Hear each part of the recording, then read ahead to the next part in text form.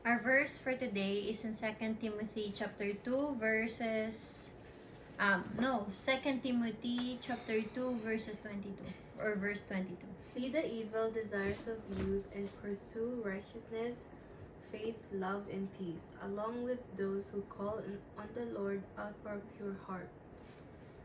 No. Flee the evil desires of youth and pursue righteousness, faith, love, and peace, along with those who call on the Lord out of a pure heart. Try to remember who you were a year ago. How have you matured in your faith?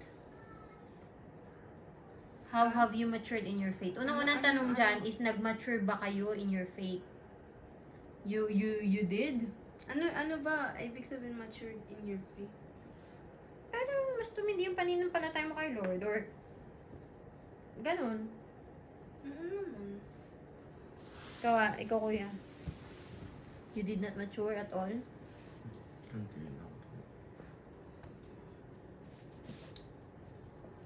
Ikaw, Dad. How does God want you to deal with temptation? Resist it. How do you resist temptation? Pray. By praying. God doesn't tell us to casually avoid temptation as if it were slightly dangerous. The most dangerous thing that we can do is to take temptation lightly. We are not to play around with it.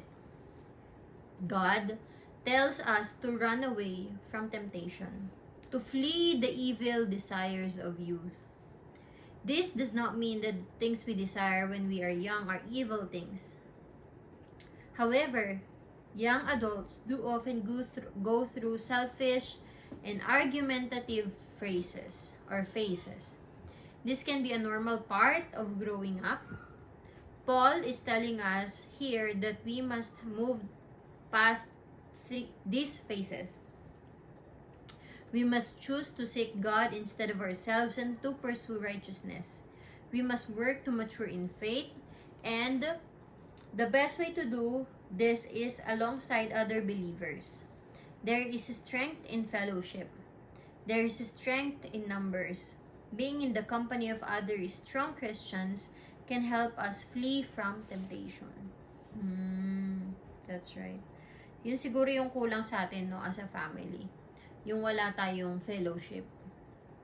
Yung parang we don't join other groups na pwedeng makatulong sa mga anak natin, 'di ba? Kasi sometimes youth listens to their friends, sometimes more than their parents, 'di ba?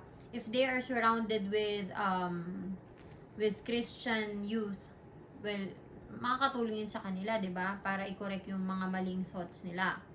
Pero paano kung ang mga nakapaligid sa kanila, mga kaibigan nila is hindi rin maganda sa kanila, 'di ba? So, malaking factor lalo na sa stage ng mga kabataan ngayon, yung mga nakakasama nila at nakakausap nila palagi. So, we as parents, we should find a way para ma-connect sila ulit kay Lord. In a way na, siguro kung pinakamabilis sa friends or sa mga kabataan din na makaka-relate sila, then we should find a way to do that. 'Di ba? Pero isa rin sa pinaka-importante is dapat nakikita rin ng mga anak natin that we adult is being successful in yung running away from temptation. Yung parang hindi natin i-deal yung temptation. Sabi nga, 'di ba, na if sa tingin mo matitempt kang gawin tong bagay na to, then run away. Huwag mong parang sasabihin sa sarili mo na hindi kakayanin ko 'yan. Hindi. Kasi the way na the moment na lumapit ka sa temptation na 'yun, ibig sabihin temptation nga, 'di ba? Ibig sabihin gusto ng puso mo, gusto ng katawan mo, gusto ng pagkatao mong gawin 'yun. Pero hindi mo nga pwedeng gawin. Kaya lalong wag mo siyang lapitan. Kasi the more na nilapitan mo siya, napakalapit mo na eh. Sasabihin mo na ito na to eh. Gagawin mo na siya. 'Di ba? Andito ka na eh. 'Di ba? Unlike kapag tinakbuhan mo na lang siya, you will forget about it. 'Diba? And hindi ka na matitempt. 'Diba? So, it's very important na run away from temptation. Totoo yun. Totoo talaga yun. If you feel like something is not, something is going to put you in trouble, tumakbo ka na lang. Hindi yun pagiging duwag. Pagiging matalino yun. And the Bible tells you, or teaches you on how you can be smart in this world. Or how can you be wise in this world. How to deal with things na hindi natin alam i-deal. Diba? And the Lord tells us right now to run away. It doesn't make you a weak person. But for me, at least, it makes you a wise person. Kasi, you don't fight battles na alam mong pwede kang matalo. Especially, temptation yun eh. Gusto yun ng katawan mo.